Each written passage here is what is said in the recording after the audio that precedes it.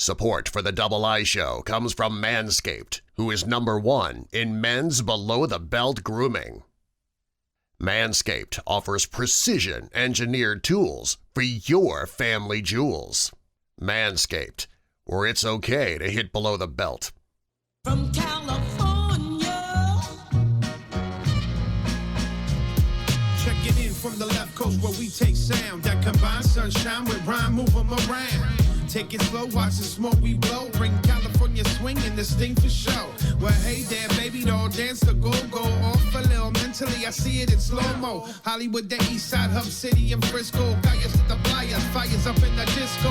Whoa, whoa, oh, now here we go. Mira, delincuentes, bum rush the Welcome show. to the Double I Show. Incoherent Idiocy. I'm Sweet T, and with me as always, RW King. What's going on, T? Hey man, I'm loving this tonight, King. We got upgraded tonight. You know, our regular studio, it's not the AC's not working in there, so they kind of kicked us over to the big dog's studio. Yeah, but it's still, it's still not our regular place, man. It's not. I mean, it's a different room within the same studio, but it's really nice over here, man. It's got, at least the AC works, right? No, absolutely does. And They got a cappuccino machine in here. Did you notice that? Yeah, Little latte cappuccino machine. yeah, but nobody here drinks that.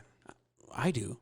I like that stuff. Figures, man. Except Figures, man. the one thing that's missing is they don't have a beer machine like we do. They don't have the tap. That's what I'm saying. Our beer tap's not even over here, man. Yeah, that's the only thing missing, really. So what's up, man? How's it going tonight? It's going good, man. Another hot day in Southern California, Wow, man. it's boiling out there. Yeah, no, absolutely, man. So we got a lot of stuff to talk about today, but first and foremost, we want to say thanks to everybody for tuning in. Yep. We want to make sure that everyone's visiting our website, What's our website? www.thedoubleshow.com. Nice. Don't forget our Patreon at www.patreon.com/the Double I Show. No, absolutely, man. We want to thank everybody. There's some people pubbing us right now, giving us some get at us pics, with your double I gear on. We sent some t-shirts out. Folks, if you're going to be pubbing us, we got a Facebook and a Twitter, soon to be Instagram. Go ahead and post it on there, guys. Yeah, throw it up there. Anybody Tag who us. posts anything on there on those things, we can, get your info. We know who you are a little bit. We can communicate with you a little bit. And whoever throws out the best pic, man, we're going to do something for them very special at the end of October. Oh, sounds nice. Yeah, we talked about that hoodie contest, man. So that's really what it's going to be, guys. Go ahead and post your stuff on Twitter, Facebook. Whoever has the best post on there, which repping their double I gear, we're going to kick you down with a special edition hoodie. Fall's coming. Right, exactly. So Fall's on the way. it'll be just Winter. in time. Yep, exactly. So anyway, what do we got tonight there, King? Man, we got so much stuff going on tonight, T. I think we just got to get rolling into it, man. Yeah, I think so. There's a lot of stuff going on out in this world, T, and we talk about a lot of stuff, and we talk about different subjects. And this is a little bit of a different kind of subject, and some people are going to look at it as a little creepy. But I think there's going to be some stuff that we're going to talk about that sort of overlaps some of the stuff that we've already discussed. The hot topic. So we're going to talk about these serial killers in the United States, man.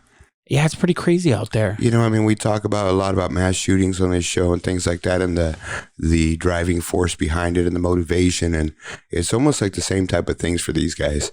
And I think that's what we want to start talking about. So one of the first things we're going to talk about is this guy, H.H. Holmes. Yeah, man. So go into it, bro. Yeah, so H.H. Holmes was pretty much the original serial killer here in the United States.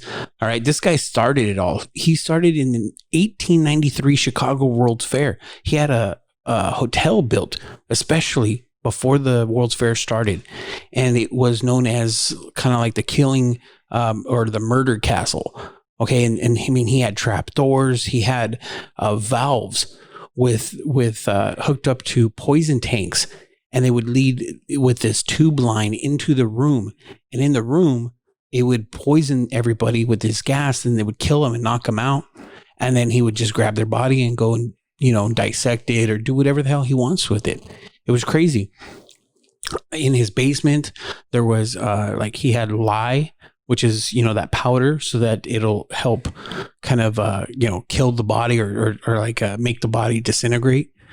He had a furnace, but it was more like the kind that you would see at a corner when somebody gets cremated, and he would cremate people in there.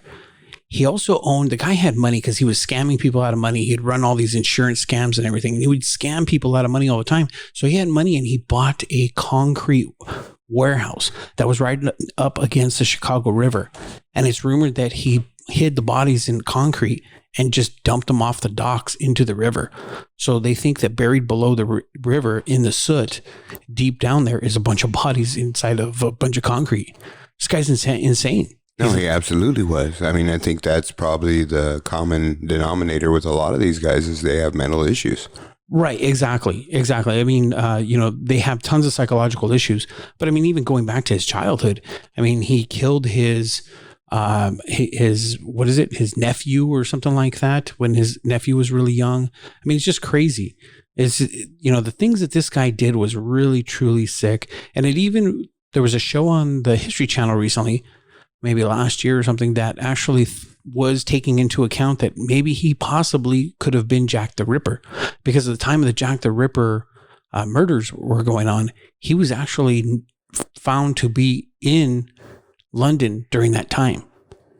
But there's like DNA and they're trying to find and all that type of stuff. So they think they know who Jack the Ripper is, which would not be him, based off of some DNA that they found off of one of the only piece of evidence that still is there, today. But I mean, this thing is crazy. H.H. Holmes was an insane person. And right now, the land that his murder castle was on is actually a U.S. post office now. They destroyed it and it's a post office. The area, the building's gone. The building's gone, and the land physically, and the land is a post office. Built over it, yeah. Yeah, it's kind of crazy though. And I think the things that, like I want to touch on with this guy is, like you said, how do these things start with him? And I think there were triggers for him right away. And, one of them was with his first wife, or the woman that he married first. Remember, all this happened at the turn of the century. It did. Do I believe H.H. Holmes was the first serial killer in the United States? No, absolutely not. 1,000,000% no. Because there's sick people out there, and true, there wasn't any way to find them or to document it. And that's what it is. The proper ways, you know what I mean? Yeah. But I think he was probably the first documented serial killer. Exactly. And I think that you see these triggers, when they start, profiling their life and looking at them, and rejection did some things to him. And when people interfered with things that he wanted to do or things like that, he just didn't like it. He was going to school to be a doctor. He flunked out of med school. He used that as an excuse of, just having the desire to cut up bodies and to do things like on cadavers, things like that. That's how he got a pharmacist license. Mm-hmm. But back in the day, you can con your way into things if you knew certain things. And he was really known to be a con man as well. Yeah, our president. Right. He still happens. He was known to be a con man, and he actually had a business partner who he swindled out and killed him also.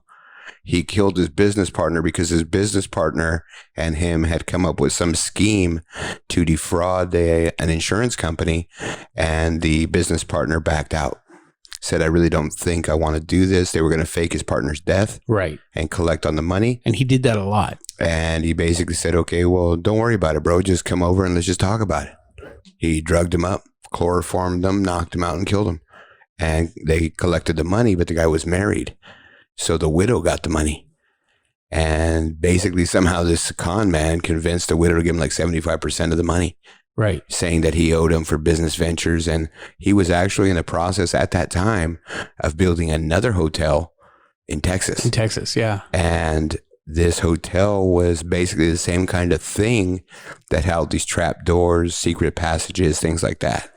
So obviously this guy was up to no good. He knew he can get away with it. He knew, because of his intellect and his understanding of what was out there, how to do things and get away with them. And that's really a big thing with all these serial killers. They sort of know how to get away with it, because if not, they would be caught after the first one. Right. And, even I think that's going to parlay us into our next person that we're going to talk about. And for me, it's going to be Ted Bundy. Yeah, Ted. And I think that's perfect, because you said intellect, and Ted Bundy was known to have a high intellect.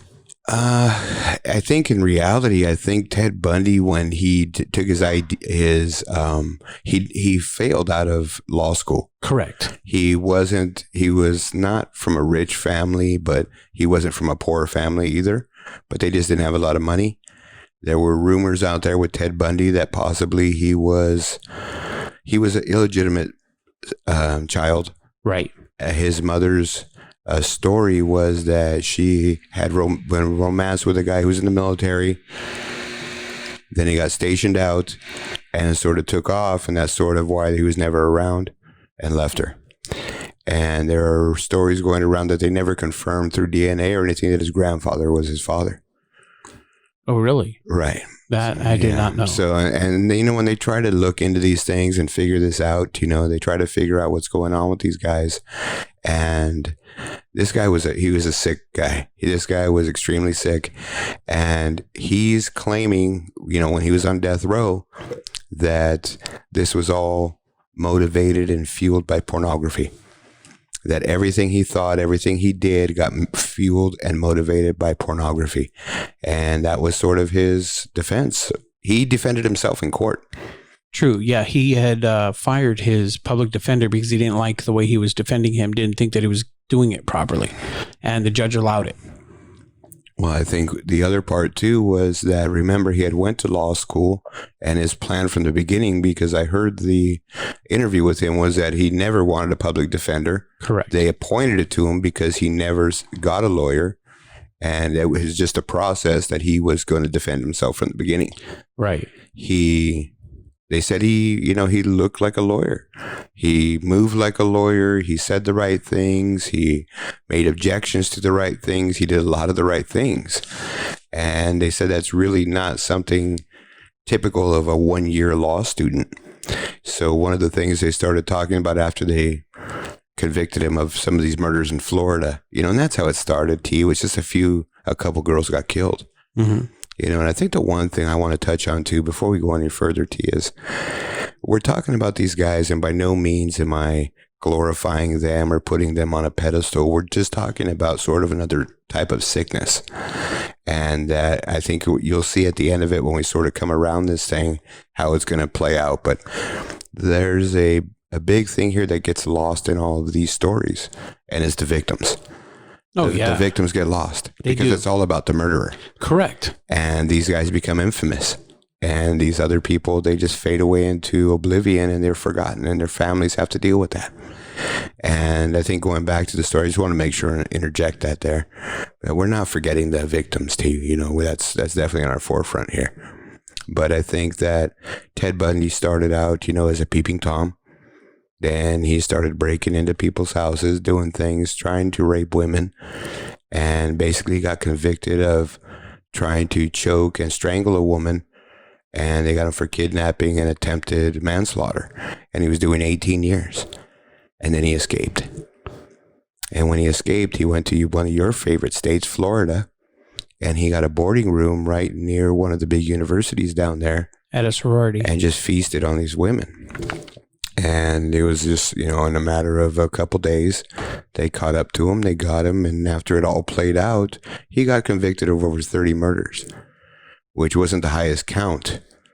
But before he got killed, even on the way to being killed in his chair, he was on a tape recorder confessing to another murder that no one even knew about. Yeah. They believe that he is responsible for over 100 murders. And I think the thing that I'm going to talk about next is how these things, to me, I think the biggest one is going to be the next guy. If we talk about him, I'll let you talk about him, the Green River Killer, is how the cops are sort of just not dealing with this. They're just sort of sitting there like everyone's a runaway. When all these parents are going and talking to their, hey, my kid's gone, he's missing, he didn't come home. Oh, he's a runaway.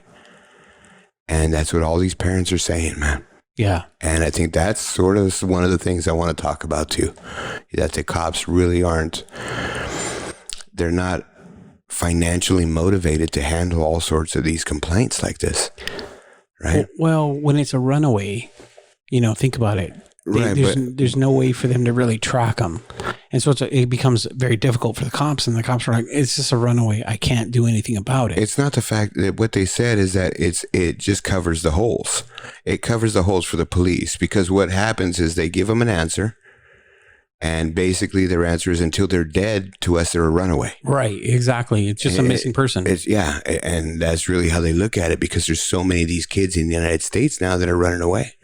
And just imagine, say you go and, hey, you know what, my kid's been missing, hasn't come home for 2 days.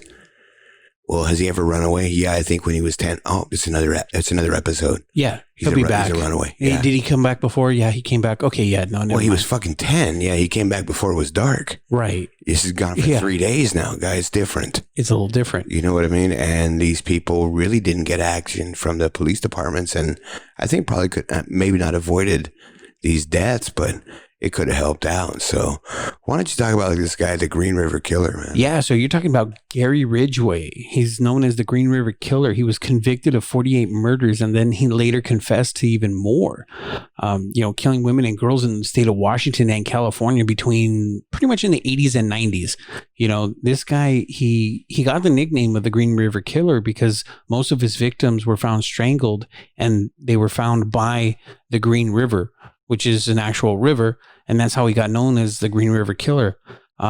He got spared the death sentence, though, because he was, at the time there was no death sentence and all that. I mean, and there was all that debates on whether or not to give the death penalty or anything. So now he's just serving life without parole. I mean, this guy was sick. This guy did a lot. I mean, and most of his victims, I believe, were prostitutes, that he was going after.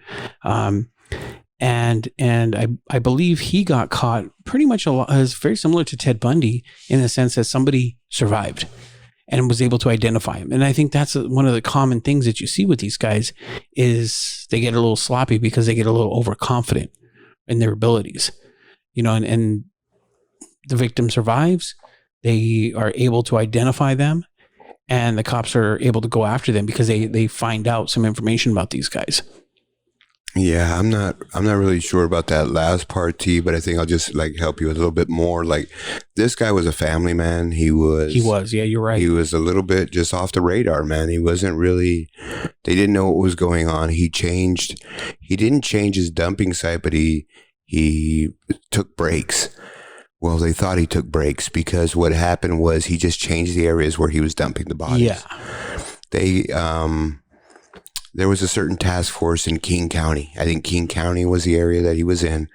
And what happened was his task force went in there and they were developed to sort of stop this Green River Killer. And this was back in the 80s when it started. Maybe even the 70s. I'm not sure. Maybe the 80s. It was the 80s. And it sort of stopped in 86. So they thought, hey, there hasn't been any more killings. They just hadn't found him. A couple years later, this one guy who's a famous forensic guy, whatever, who followed a lot of serial killers and solved these cases and stuff around the country, he took a look at the case and basically told them, this guy hasn't stopped killing yet. And they said, well, yeah, we haven't found a body in 2 years or a year and a half. He hasn't stopped killing yet. There's something about his patterns. This is not right. So they started looking at it again. They started finding him everywhere. And this was just going on, and they just couldn't figure this out. When the Green River Killer was going on, there was this taxi driver that paroled up and down these areas and would help these fucking prostitutes out that got killed. A lot of them got killed. And he went to the police to try to help. And the police actually tagged him as the biggest suspect. Right. I remember that. You're right. And basically what happened was the guy was like, dude, take a look at, I'm trying to help, guys. And what they're saying is psychologically, people don't interject themselves into situations like that. And it's very odd. Right. So come to find out he wasn't the guy and he was trying to help, but he was just a different cat. When they started shaking this out, I think one of the things that they figured out and how they figured out who this guy was and what he was Ted Bundy. Did you know that? Yeah, they went to Ted Bundy and they asked him They interviewed him for 2 days. The guys who were on the task force for this Ridgway guy or the Green River Killer, they basically said, look, we're exhausted. We've been at this guy for fucking years and years and years. We got nowhere. We got no leads. We got nothing. Let's go talk to this fucking serial killer. So they talked to him or they communicated with him, would you be willing to talk to us? Yeah, fuck yeah. They recorded his conversations. He's heard about this guy. Obviously, he gets to read articles, read papers, read things like that while he's in jail waiting to get killed. And he would refer to this guy as the Riverman. And he told him all the things that were pretty scary and basically what this guy did. And it was sexually motivated. It was all about sex. And what they found out was this guy was basically, there were triggers in his life. And the first trigger was that he was rejected by a girlfriend of his. And they were engaged to be married. She called it off. And he sort of got a little bit crazy. Come to find out later on, whatever else, what started happening to you, and they realized this too, is he wasn't having sex with them when they were alive. No, he was doing it afterwards with the corpse, right? Well, he'd kill them, Right. and then have sex with them and then go dump their body. Right. But then he'd come back even when it was decaying and have sex with them again. Yeah. Because he would decorate the bodies. He'd do certain things. They found a fresh body one time or a freshly found body that wasn't decayed yet. And there were things all over it. Like they said there was raw sausage in the shape of a pyramid on top of her chest. And that her hands were folded neatly on her stomach, holding a wine bottle.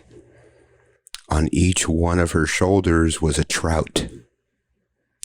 And there Fish and wine dinner? There was some significance to that for him. And it was almost like a trophy, they said, because he wanted to go back and see it again and have sex with it. Yeah, that's true. And he even during his confession said there were times where he had to push maggots aside to enter and finish. That's gross. He's sick. He's very sick. And that's what it was. He had these different mental events and things like that. And all these guys basically did that triggered them. Well, yeah, exactly. There's a lot of psychological problems with these guys, but I just really quick because we got to end on this. We got to finish this Silence of the Lambs when they went to Hannibal Lecter so that they can get like some kind of psychological background on the guy that they're trying to find. And that's the only way to do it. You got to become them. And that's what the guy he was saying. So I think the next guy that we need to cover, man, is John Wayne Gacy, right? No, absolutely. Yeah, I mean, this guy was sick. It's not that he was just sick, dude. It's just, the things that happened. And, it's more than just being sick, T, but sort of trying to tell the folks what was motivating this guy to do these things. This is Pennywise. This is Pennywise. Right, so go ahead, man. Take this one. All right. So, he was known around the neighborhood. He was like kind of like you mentioned the last one, the Ridgeway guy, which was the Green River Killer. He was a family man. Same thing with Gacy. He really wasn't a family man too much, but he had a sister, he had a mom and everything. And he lived with his mother at home, and he was a clown. And that was a big thing with him. He was a neighborhood clown. He would go around and people would hire him for parties. And when he was in his early 20s, so he was a party clown. I think you and I talked about this. He was like the man of the year. He was, wasn't the Rotary Club, but it was something like that, very similar to that. I believe he managed a restaurant, kind of like what it was Kentucky Fried Chicken. It was KFC. There you go. He managed a KFC in the town. Yeah. Yeah. And so he was known around the town. Everybody knew him, but then he got busted for sodomy. Of course, he claimed he didn't do it and everything like that. And he was convicted, went to jail for that. And then when he got out, I believe he moved out of the town and went to a new town. And that's when he got a new house. Now, the original owners of that house that he moved into suddenly went missing.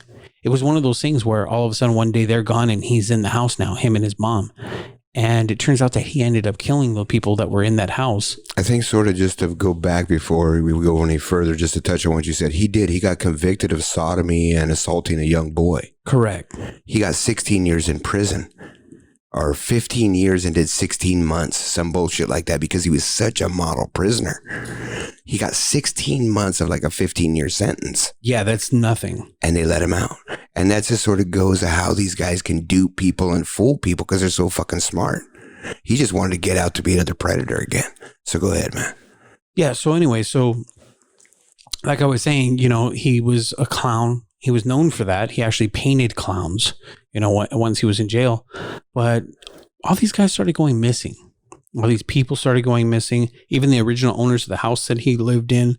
I saw a documentary with his sister, and she recalled going into the house and saying, "Why does it smell so bad in here?" And his mom said, "Oh, I don't even notice it." And it's because they were around rotting corpses that he was hiding in the basement. And it just had such a rancid smell, but they got used to the smell. So then he started burying all the bodies in the backyard. Well, what he had too is he had an excuse because there was a lot of people that would make that comment, and he was saying there was a crawl space in his basement that every time it rained, it would get flooded. Right. So it's like a mildew smell. And then he said he had a small dog too that he kept in the back room by the kitchen. So sometimes it takes a tinkle back there. Yeah, exactly. You know So he what I was mean? making excuses left and right, and his sister thought nothing of it, but this guy, I mean, the body count, what was it, 29 boys, right? They found 29 bodies of teenage boys. Yeah, and I think the way it went down with this guy is it sort of didn't go down like that. Like they found all 29 at one point. No, it wasn't. You're right. They found like 24 in his pad, but it's like we talked about. And so we talked about all these people going missing and these parents going to the police. And when I read and really looked at this John Wayne Gacy guy, what happened was the police actually listened to the parents because this kid was a model kid. This kid was good. He was, I forget, maybe he wanted to be an astronaut or something like that. I mean, this kid never missed school. He was on the honor roll, everything else. He said he was going to go talk to a guy about a construction job. He left his mom for 5 minutes. She never saw him again. And this guy just had a history of, doing things. He had a paint and repair company as a cover to get all these young boys to work for him. And he had multiple issues with boys that were making complaints about him touching them and doing things like that. And nothing was really done because when they talked to him, he would convince them, the police or whoever was investigating it, that it couldn't be him. He was such a convincing guy. Well, plus, like we said, he was one of those guys that was known in the community. He was a good guy in the community that everybody thought. No, absolutely. And that's sort of what it is. He's putting up this facade and, yeah, man, that's basically how this guy, got, so many people to trust him and to go with him to places, and these little boys and these young boys to trust him because they sort of knew him. A lot of them knew him. Right. Well, even after he got convicted, later on, he actually said that he confessed to several more murders, and he disposed of those bodies in a nearby lake.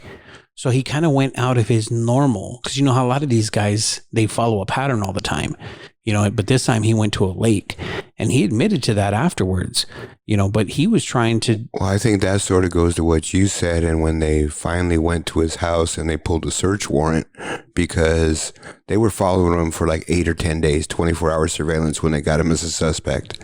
And he knew they were following him. And he would even tell people like at a bar, hey, those are my best friends out there. The FBI is following me, blah, blah, blah. He knew. Yeah. And he went to his lawyer's office, say one night, and didn't come out of there. And he spent the night on the lawyer's couch with the intent the next day to kill himself. So he went around all the people he knew and said goodbye. Right. He went to a drugstore. This is how they were able to arrest him. They went to a drugstore.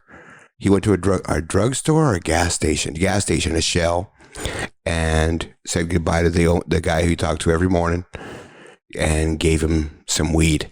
Look, I'm not going to be needing this anymore, bro. I know you do that. Have fun. So when the cops went in there and asked him what he said to him, he told me he just gave me this weed. They arrested him on drug possession. That's how they were able to get him. That's how they were able to. Well, because the arresting officer said, look, we can wait and see what we find. But if we do, man, then we don't know what can happen. He can commit suicide. He could do anything. He could kill again. Right. We don't want to do that. And I remember an interview with the attorney, and he said that night that he spent in his attorney's office, they spent the night drinking. They finished a couple different bottles of whiskey. Yeah. Because he said he's going to kill himself. Exactly. And the lawyer's like, fuck yeah, dude, because you're going to go to jail anyway. There's nothing I could do. Yeah, so all right, I'm good with it. But that's sort of fucked on the lawyer, too. Wow, it's the lawyer being real, though. And here we go again, T, where, again, these guys it's all mental health. There's something going on with these guys. And you got a guy like a lawyer who's a barred lawyer, who knows that, have to be talking to this guy, know this guy's not sane, and you don't do nothing to help him, but give him a couple bottles of whiskey? Well, fuck, man. So a lot of these guys talking about the mental health, though, they have that borderline personality disorder. You know, they have antisocial personality disorders, and you know, I mean, seriously, these guys, they suffer from schizophrenia. All these guys we talked about, and there's 20, 30 more.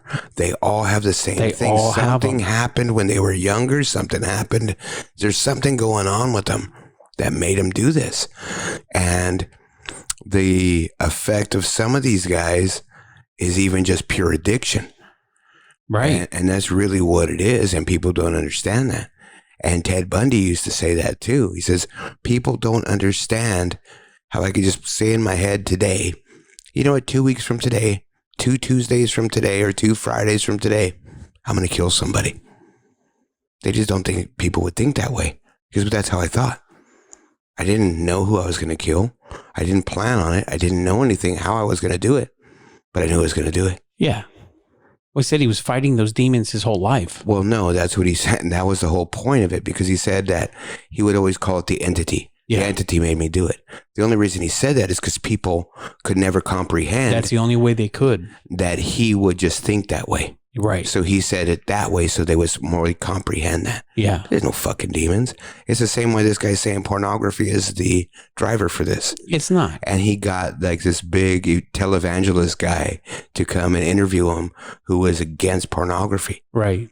So he's just trying to make this whole thing go down a big, you know. Well, Bundy was flames, one of those weird kind of guys too, where he played up to the media. He loved the attention. Well, yeah, it was the first televised trial. And a lot of these guys, basically, I mean, they're out looking for attention. Now, do you remember? And I know this guy wasn't originally on our list to discuss, but think about what happened here in the 80s. Do you remember the Night Stalker? Well, I remember it a lot better than you. You were a lot younger than me. I was a lot younger. No, I was already out of high school, and where he got found and caught was somewhere where I used to go around quite a bit. Right, it was a block away from somebody's house that we know. And I remember that even the group of guys I was around, and which was stupid to think, but you know, we were young, high school football players, wrestlers. Let's go find this guy because there's a fucking award. We'll get some money. We'll go fuck him up and we'll get a reward. Yeah, exactly. Yeah. And it was just weird, you know. I mean, everyone was scared because you didn't know where he was going to be. You didn't know, and he actually ended up being in some of the neighborhoods near us. Oh yeah, absolutely. He was all over Southern California. And we found that out afterwards. It was crazy. You know, and that's another guy that did the California thing, was the Golden State Killer. They just found him. And they just found him because of DNA. You know these like 23andMe type of things, you know, you've seen the commercials, right, King? No, absolutely. Yeah. So apparently this stuff happened in like the 60s and 70s, where it started off, he was raping women, and then he started raping and killing them, and they couldn't find him. And they had DNA samples that have survived this whole time. But the thing is they can never match it to anything. And during all these crimes, they couldn't figure this out. But this guy, I mean, he was there. They're like, he's one step ahead of us. Why? Why is this guy one step ahead of us? It turns out he's a cop. That's why he was one step ahead of us. He was a cop, yeah. You know, and that's how he knew what they were doing. That's why he knew what was going on. So what they did is they took DNA samples from 4 or 5 of the victims that he had, because he would have sex with them. And the problem is he didn't kill a lot of his victims. He would just rape them and even make the husbands watch him have sex with his wives. Yeah. This guy was nuts, dude. He would do shit where he would tie the guy up, and then he put a stack of plates on his back. Yeah. And he told him, look, I'm going to go fuck your wife in your bedroom. If I hear those plates, she's dead. Yeah. And I'm coming out to kill you next. And this guy, basically his big rejection point was micropenis. Right. He was the guy with the micropenis. So when they were looking for these guys, the suspects, they would ask guys to drop their shit because they want to see your dick, because they knew that this guy just had a little weenus. Right. And what happened was, and how he got caught was, they would take these DNA samples from his victims. Because he wasn't in the database, they couldn't connect him with nothing. Years and years after this guy was the guy on the lead on the case is getting ready to retire. Didn't really have any other means. The case has been cold for 10 years, 12 years, even longer. No one's been working on it. He got contacted to those 23andMe or something like that. It's not them. It was But it's like one them. of those. And what they did is they did the 6th degree of separation. They built a DNA profile. His cousin. That's what it was. It was his cousin. His cousin did one.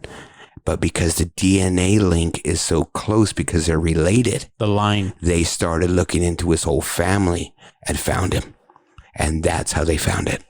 Yeah, this is crazy. And But- he's his trial. He's Well, here's the thing too. he's is- claiming that he's, losing his mind and all well, this he stuff. went to the first trial like in a wheelchair. Right. Like fucking saying, hey, dude, I'm all fucked up. But they're saying he was like a 70-year-old guy, but it looked like he was 50. He was in really good shape. But when he went to his first trial, he was in a wheelchair saying he was decrepit, everything else. Right. His second one, the judge told him, go fuck yourself. You're in regular jail. Right, exactly. And right before they busted him, they were kind of following him, and he was riding a motorcycle. They're like, "There's no way this guy's fucking has this problem. He's riding a motorcycle." No, they said he had a workout center in his house. He was in shape. He was in shape. He was a good guy.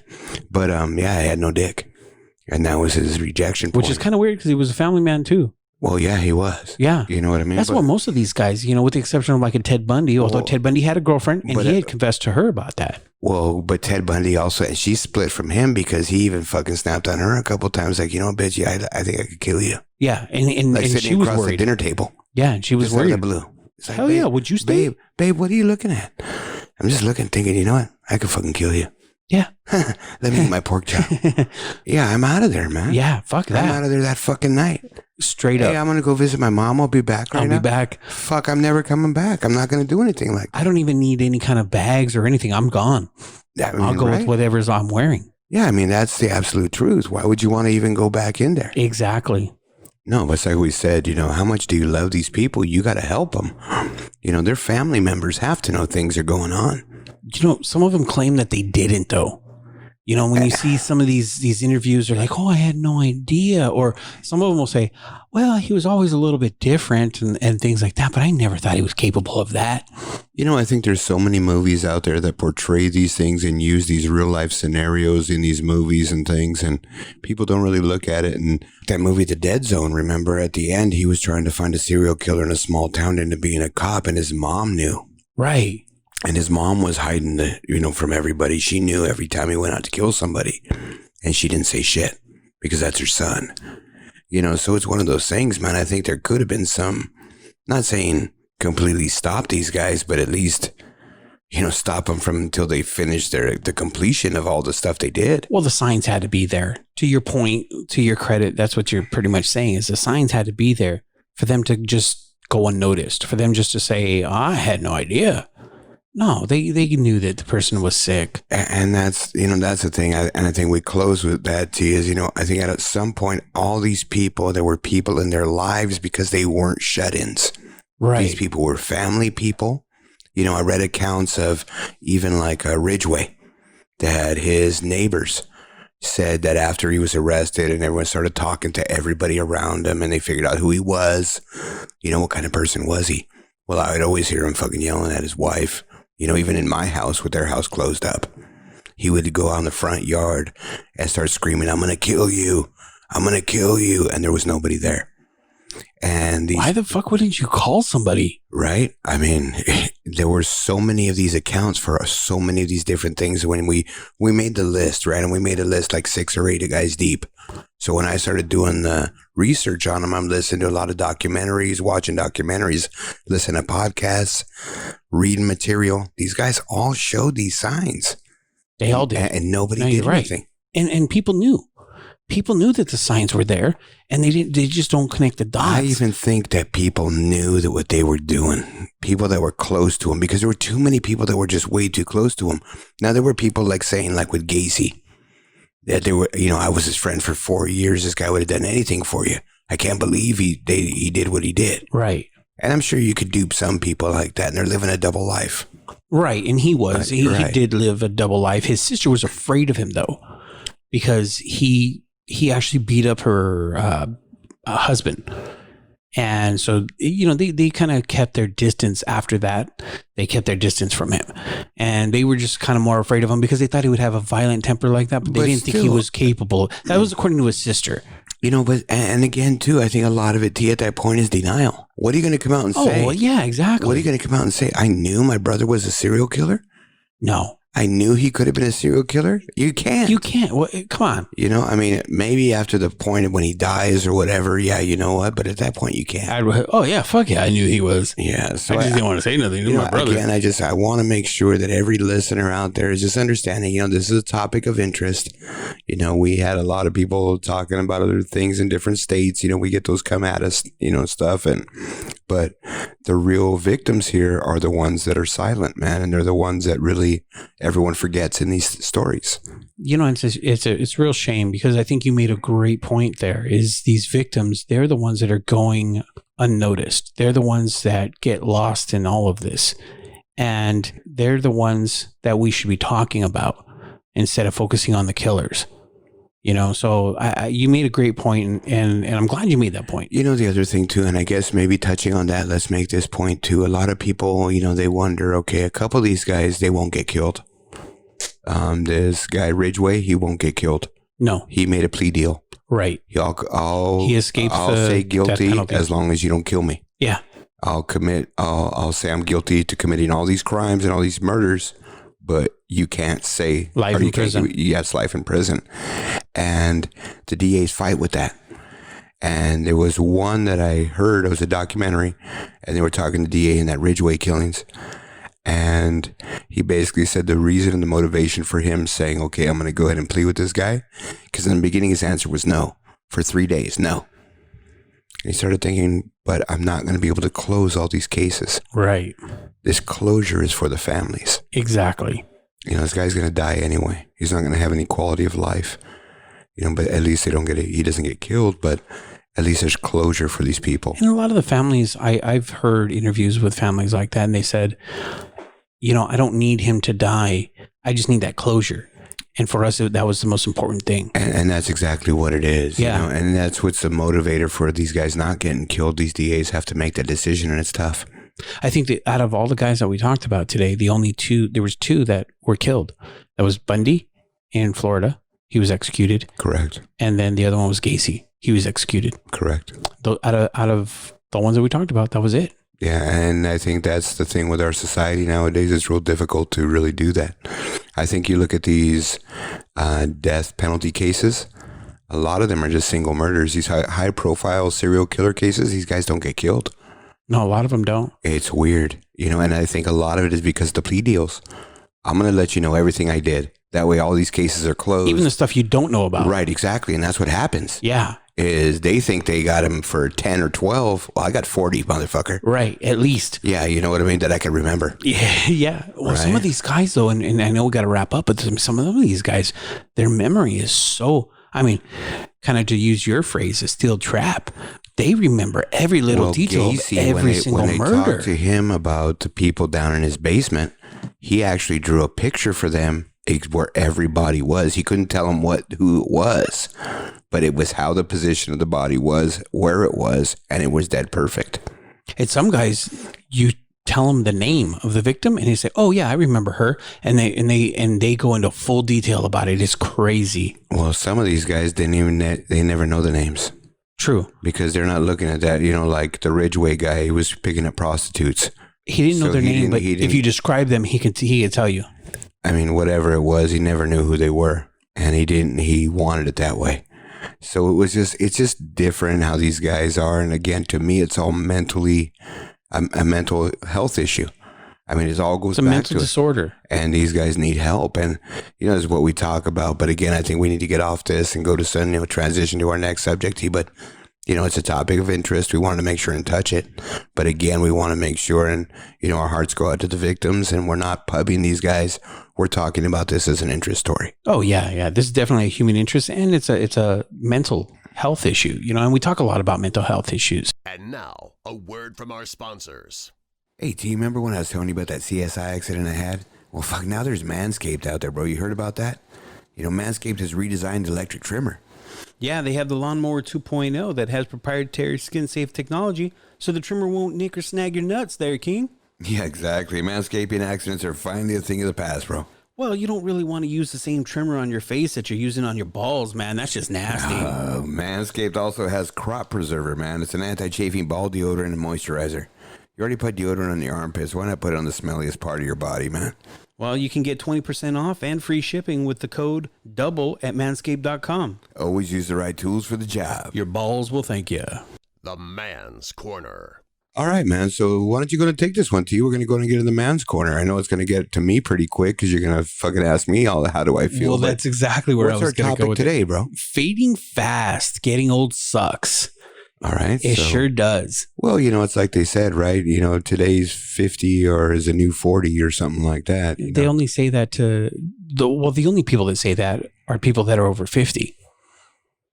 Because nobody else cares. Well, yeah. Because when you're 40, you're not thinking about 50. But you got to think of this too, T, right? So look at the life expectancy at the turn of the century. It's like 50 years old.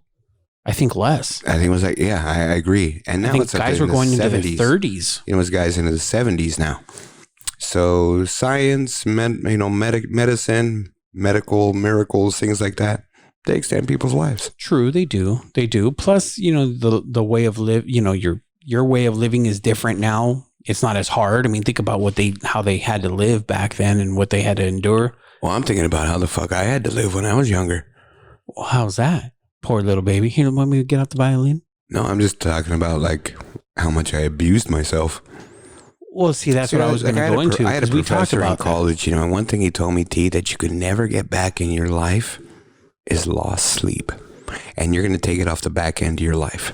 Oh, yeah, so when you proven. don't sleep in a night, you just lost a day in your life. No, that's proven science. Science has already proven that. Yeah. No, and not just that. I was saying abusing our bodies too is, you and I both played sports. We grew up playing sports. We grew up playing a very tough and violent sport. You were into football. I was into hockey. And I mean, talk about the abuse on your body that it takes and the toll that it takes when you get older. Well, I think it's not just that, but it's like you said, the era and the time that it was. There was, like we were talking about that the other day.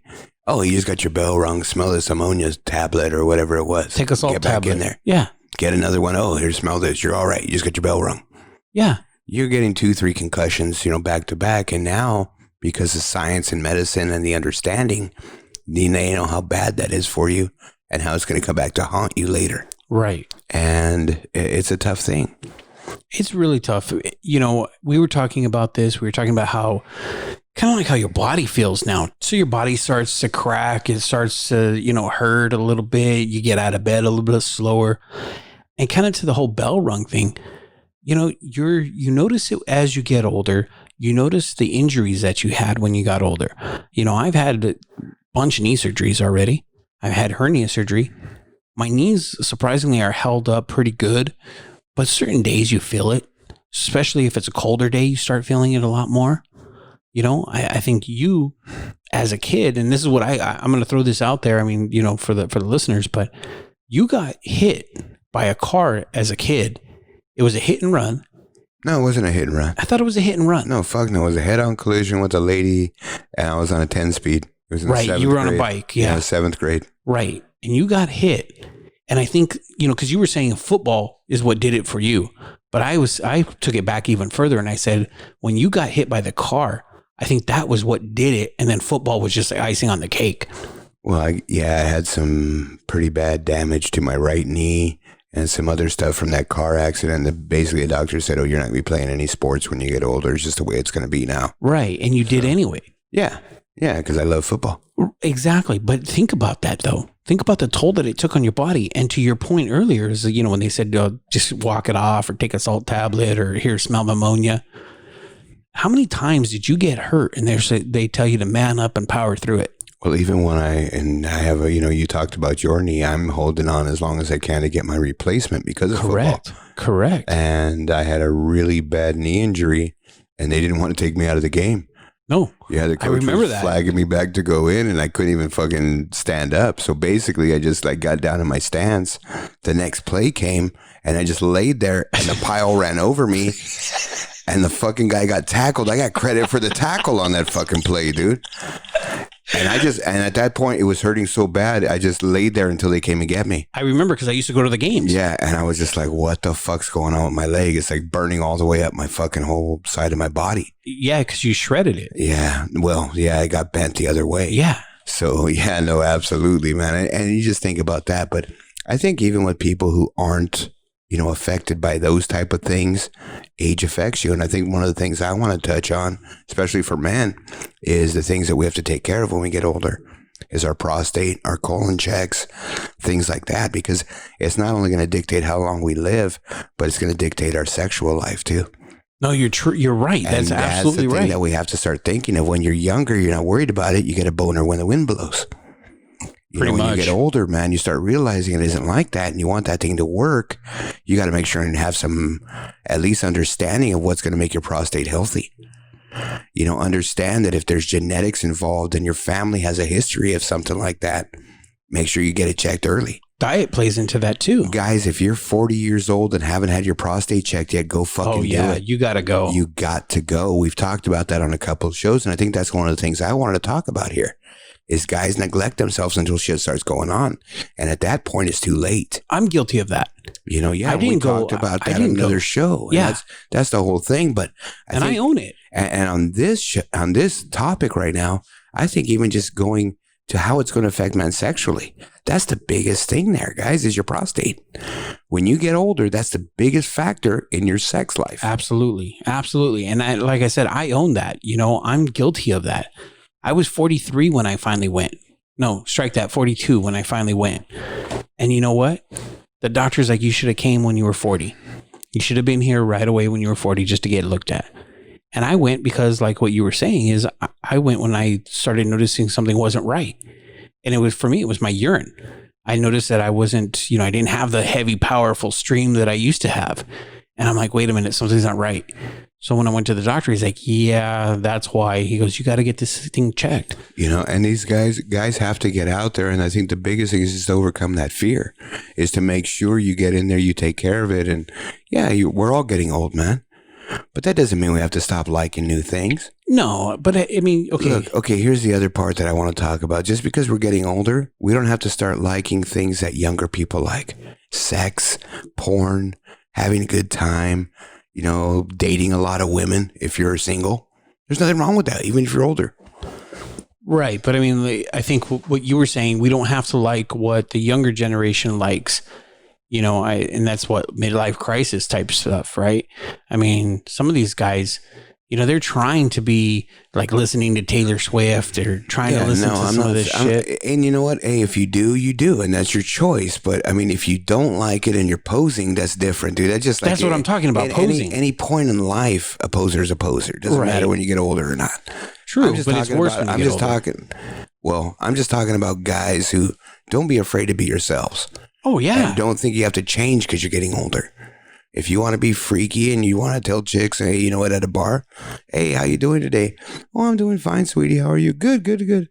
Hey, do you think I could have a drink? Yeah, if you're going to sit on my finger. Don't be afraid of it. If that's who you are, it's what you are. Yeah, do you think you could sit down? We could have a nice discussion about politics? No. You do you, boo. Exactly. Just be you. That's what I'm saying. That's the whole point. Is I don't think guys have to change because they feel they're getting older.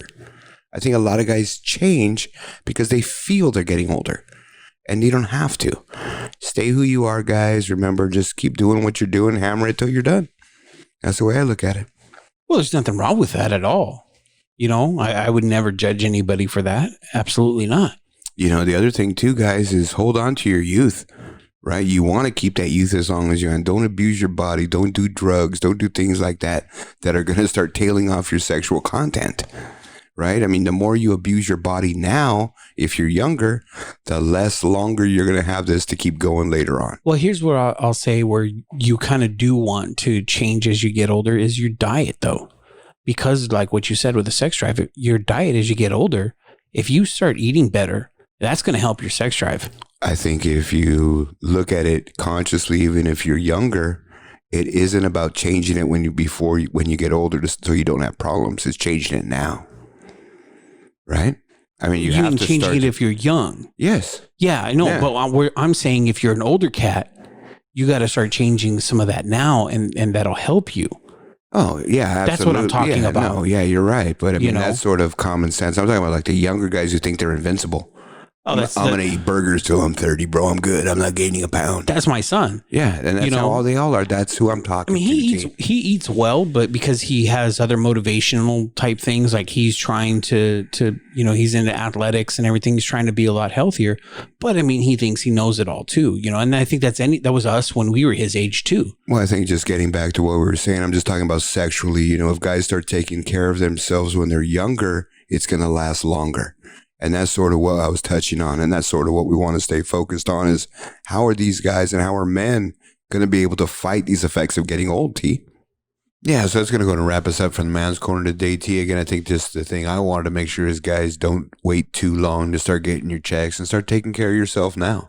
Guys don't have that invincible thought like every other young man and go out there and take care of yourselves. That's all I want to make sure we get that point across. Yeah, I think you're right, King. But the other thing that we got to say too is, it kind of sucks sometimes getting old. You know what I mean? Because you have that young man's mentality. You still want to be able to do that, and it just kind of sucks sometimes. Yeah, reality sucks. You know what I mean? Exactly. But that's life. So, Did you know? So a little bit of a did you know? This one is called Shooting Fish in a Barrel. Hey, King, did you know that women are the majority of seniors, accounting for 57% of the U.S. population over 65 years old? See, and that's what I'm saying. These older guys need to understand, man. Hey, when they get older, shit, they're going to have a lot of trim to be chasing, right? Well, that's what I'm saying. That's why it's called Fish in a Barrel, right? Why do you got to call these old lady fish, dog? Come on. Why do you guys got to put that term in there? It's not that. Okay, think about it this way. You could have said... There's a dating website called Plenty of Fish. Think about that, right? That's what they call it, so... But okay, no, I understand. Right? And I understand Tell me the I'm term, wrong. Plenty of fish in the sea, but they got to change that, dog. Well, I mean, I don't think... Okay, wait, it's like they were to call like that old cartoon where the blind man standing in front of the fish market. Hello, ladies. Right, so yeah, dude, you just, I'm just saying. No, I hear you. But I mean, think about it, man. There's hope for guys like you that are going to be single when they're old, right? When they're really old. You only got like 2 more years before you're in that category of 65. 2 more? Yeah, right? Oh, well, okay. Because you got a birthday coming up. But well, no, but it's like I'm telling you, though, dude, with T, I don't think it's about years, dude. What is it then? Miles. Well, dude, okay, then you've already exceeded that. That's what I'm saying. I'm like 80 in miles right now. No, dude. your odometer's already turned over. So when does it turn over? Not at 100. 100? So I'm like 112 because my odometer turned over like 12 years ago. Yeah, dog. it turned over a long time ago, man. Fuck, I'm like the oldest guy in the United States right now, bro. Well, if we're talking miles, yeah. That's a hard life. Hey, do you think what's that show, Good Morning America? They have the oldest person or whatever. They always say happy birthday to the oldest to the old people? Yeah. The 99-year-old lady from Lake Titicaca. I think it was like 110 or 109 recently, something like that. Yeah, exactly. Yeah, I want to be one of those, like 112. I'll be like that. Well, okay, yeah, okay. But wait a minute. Like Steve-O? But that's a hard 112? Me? No, I'm thinking right now that's hard what you are right now. I'm just looking at the way you look right now. That's a hard look. No, it's not. All right, dude. So here's another one too, right? So there was this guy, and I'm a guy at work, right? And I'm not as old as that, right? At all. So anyway, I know you're joking, but it's sort of probably everyone's thinking, fuck, this guy's old. There's a guy at work, and he's close to retiring, right? Right. And he's about 12, 14 years older than me. And I started working there, and we talk, and he's a cool guy. And we were talking one time, and talk about the good old days. No, he tells me, hey, we're talking in a group, and there were a couple girls there, and whatever else. And he says, hey, it's just like me, and and he points at me, says, we look about the same age, we're just a few years apart. And I'm looking at this dude like, fuck, I hope I don't look like him. I got so fucking like just conscious. You know what I mean? Did it insult you? A little bit, right? A little bit. And I was thinking, fuck, I'm looking old. So I look a little hard some days. So yeah, fuck yeah, because I don't sleep and shit. But I went and asked like the HR manager and the girl who was at the table, hey, do I really look as old as that dude? And they're like, no, not at all. And I was like, oh, okay. But I'm thinking they're probably saying that to be nice, right? Yeah, maybe. The other thing is maybe they actually believed when you asked them that, they believed what they were telling you. And for him to say that you guys are only a couple years apart, it's his way of trying to say he's young. Well, it is because he dyes his hair. See, I don't dye my hair. Oh, no. See, I got a boy that dyes his hair because he's completely white. I don't dye my hair. But it's a bad dye job. And I've told him. Dude, but I flat out told him. It don't matter what dye job, T. They're all bad. Yeah, it's really bad, though. Like, really, really bad. Yeah, where you can see the it's like I told you, when I grow my goat. On your skin and shit. I mean, that's awful. Well, it stays like that for a couple of days till you start getting it off. But you don't want to scrub it either in the first couple of days because it takes it out. Yeah, exactly. You got to wear special shampoo. I only get it on the side. That's where all my shit goes, on the side. It's like just for men or what? No, on the side of my head. No. They have those like just for men combs and shit. Yeah, but you can tell it looks fake, dog. Can you? I don't know. I don't use it. I tried it once.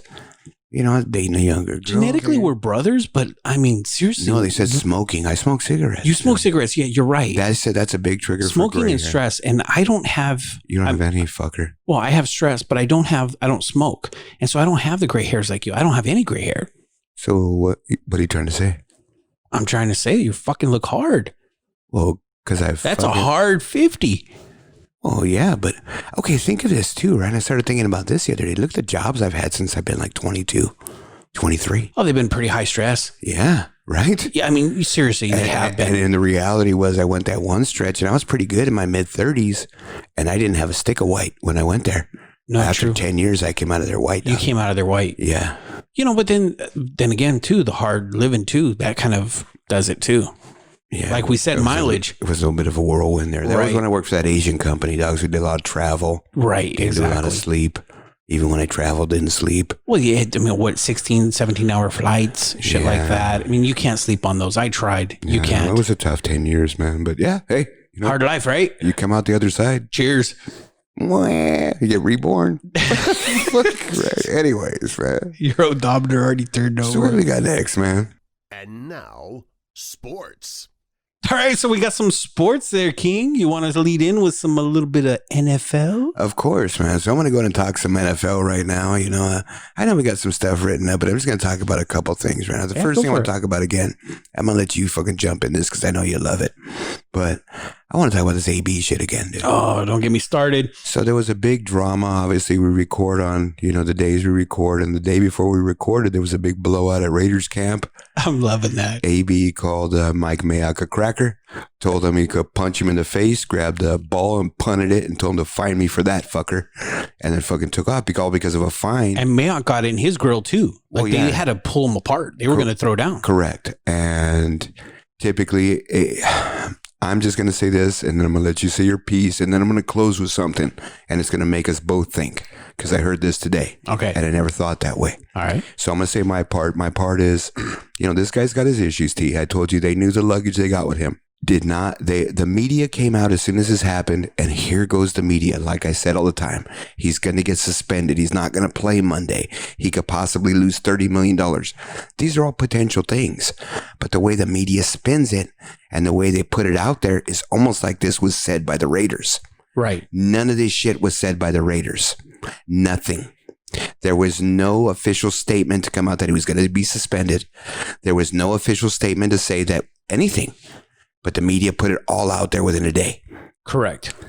Today, it's all good. AB's playing Monday. Everybody kissed and made up. It was just one of those things. Yeah. So what's your take on this? Okay. So you're right. The media did kind of overblow it. Well, this is what I say all the time, T. They have the power to do that because they take segments of your verbiage. Well, okay. So think about this, right? I mean, we know this saying about the media, and this has been true forever. If it bleeds, it leads, right? This is the same type of thing. It's sensationalism. They want to be able to get that headline. They want to be able to get those viewers, right? They want the Twitter. They want everybody to get those views. All right. So we know that. My take on this whole thing is, one, they knew what they were getting when they got the guy. Okay. He's a problem, and they decided they'd rather live with that problem than not. So I don't feel sorry for the Raiders at all. But I think this guy, something's got to happen. And I think the Raiders need to suspend him. They need to make an example out of him. Because quite honestly, these two need each other. AB needs the Raiders and the Raiders need him. And quite honestly, I think I'm going to throw it out there. Think about it this way, King. If this was you and I, and we did that at our job, would we have a job to come back to? No, not at all. No, fuck no. Fuck no, we wouldn't have a job. This guy's got his head so far up his ass, smelling his own farts, and thinks he's the fucking god of everything.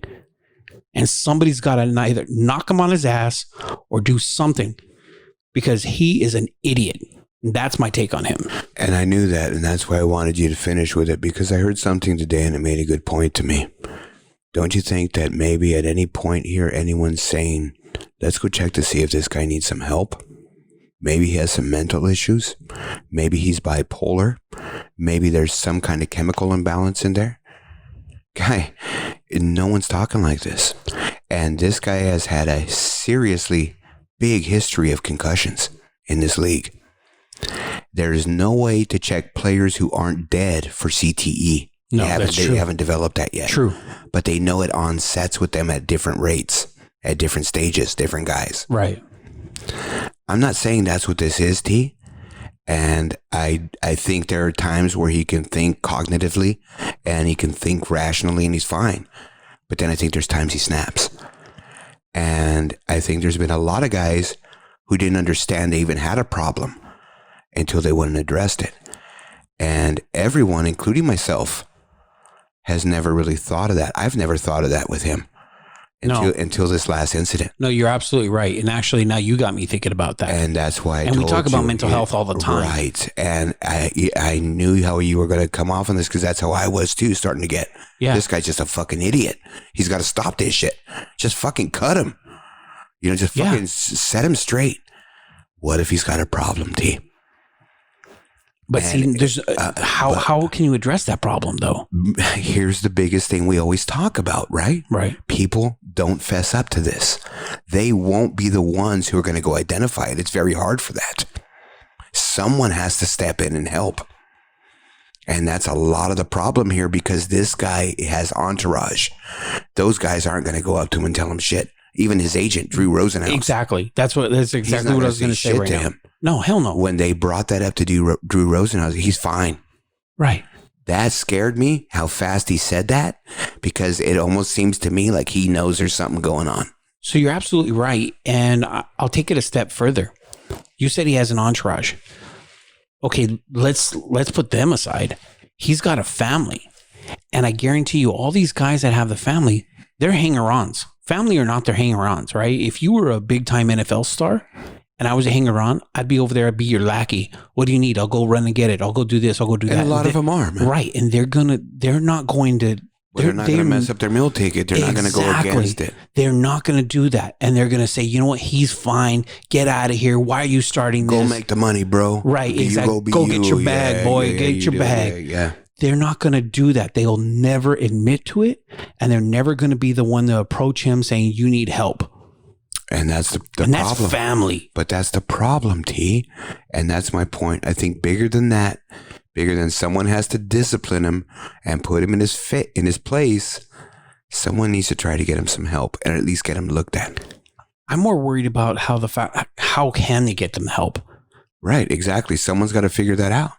Yeah, because I haven't been able to. I'm thinking about how would somebody do that?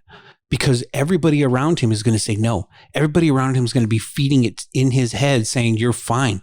They just don't understand you. Nobody gets you. That's all they're going to do. No, absolutely, man. So I think the other thing that we really want to talk about is Andrew Luck, man. Luck retired. So we're going to change gears a little bit now, and we're going to talk about Andrew Luck retiring. And what's your take on that, T? And then I'll close that one up. I'm a little bit sad to see him go. You know, it's kind of like the talent that never really materialized. He had the talent. He was so gifted, but you know, with injuries and everything, he was always playing banged up. He didn't miss a lot of games up until recently, but I mean, the guy was so banged up every year in, year out, and he just wasn't right every year. And you could tell, you know, he struggled at parts during his in the season because of that. And I'm just kind of sad. I'm kind of bummed out that he retired, but I understand why. And when I heard his press conference, I don't blame him for doing that.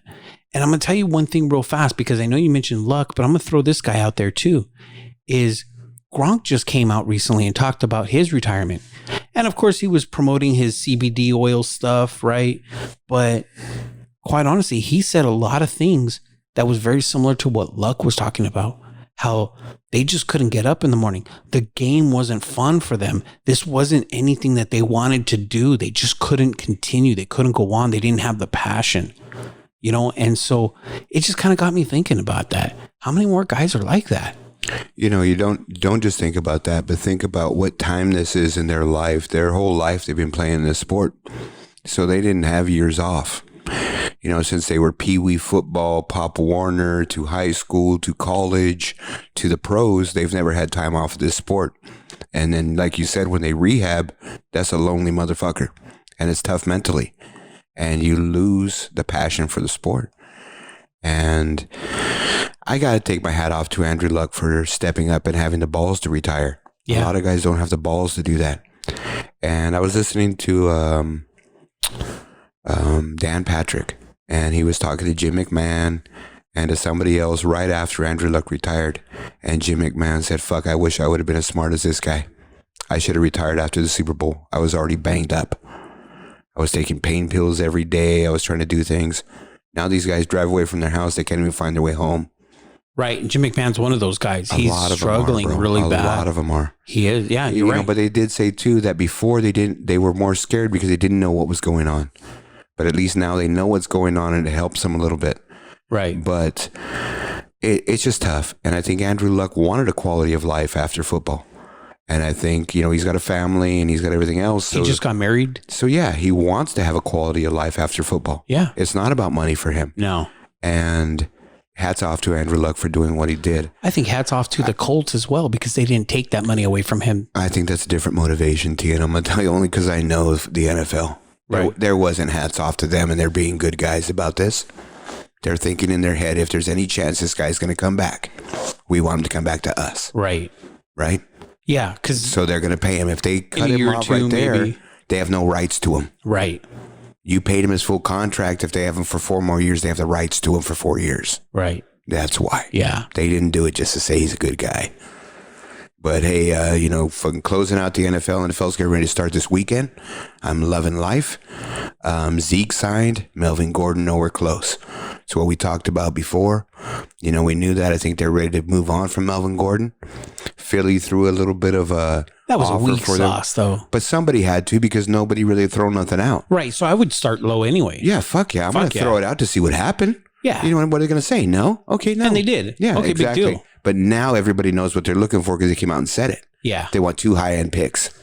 They're not going to get that. And they're not going to get that for a guy who wants to get overpaid. Right. So I think it's going to be tough for Melvin Gordon. They say he's got to report by week 10 or 11 to get credit for this season. But the team might not even play him at that point. So I don't know what's going to happen with him. I hope he figures it out. Yeah, I agree with that. And, you know, it just kind of sucks to see this going on, really. I mean, we know that the Chargers are notorious for this, but it just kind of sucks, man. That ownership, because they're like ready for a Super Bowl run, T. Right. And Rivers God only has 1 or 2 years left. Done. He's done after this. You know, I think Gordon was being a little bit selfish here, dude. I think so too, but at the same time, you know, these guys are disposable. The way that the running backs are treated, I hate the way they treat the running back position. You know what this reeks like to me is this guy knows he's hurt more than he's letting on. Maybe. And he can't stay on the field. He knows it. Maybe. He wants to get paid now. And get paid just to secure his bag. If I play another year, I cannot play anymore. No, that's it. And that's it. Yeah. Yeah, no, that's a good point. I like that. So what we're going to do now, T, is obviously this show drops on a Tuesday, but we're going to give our... What? It does? This show drops on a Tuesday, and it's going to be after the first football game. But we're going to put it out there, and I'm going to put my nuts on the sack right here. And I'm going to give you guys my lock of the week every week. So that way on Tuesday, at least we can go back and see how fucked up I am. I'm going to give you a lock of the week and an upset of the week. Okay.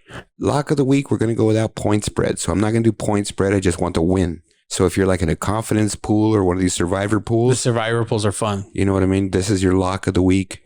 Philadelphia over Washington this week. Washington just doesn't have much, you know. Yeah. Well, it's week 1. You think that it's that easy, right? But again, it's probably a 50-50 shot that I win. It's just so fucking screwball in the first week. Nobody knows what's going on. True. You know, so I'm going to go ahead and take Philadelphia there. I can't use Philadelphia again the rest of the season. So we use Philadelphia. So we're going to treat this like a survivor then. That's how I'm going to do it. Okay. Yeah. All right, cool. But then I'm going to give you guys like another pick just to throw it out there. And I got a good friend of mine, Big R in Virginia.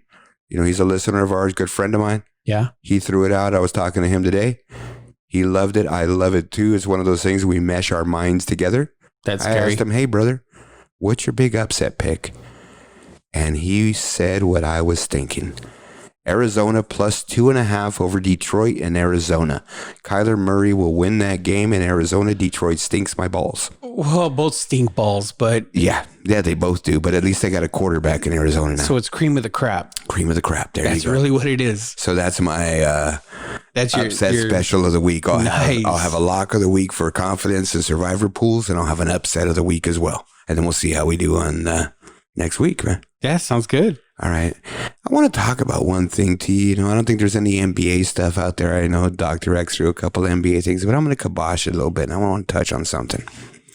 We've talked about and we've had on our board a little bit of some NCAA money stream. You remember that subject we've talked about a few times? Yeah. I just want to talk. NCAA football started. College football started. College football is huge money revenue. We know that, right? Yeah. You know, the way that they do the bowl championship series and the way the national championship comes, there's a tremendous amount, billions of dollars. And these schools get a lot of money for this. And every year, there's schools out there that schedule these guys in cupcakes to come in and beat up in the first week, Yeah. right? USC was notorious for that with Hawaii.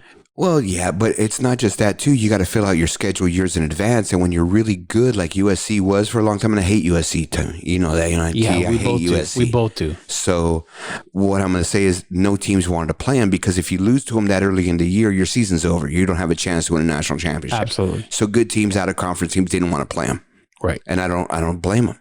Right. You want to at least get to the conference at least undefeated, so you have a chance to go to BCS bowls. Right. So I'm going to talk about two programs, and one of them is near and dear to our hearts, is UCLA.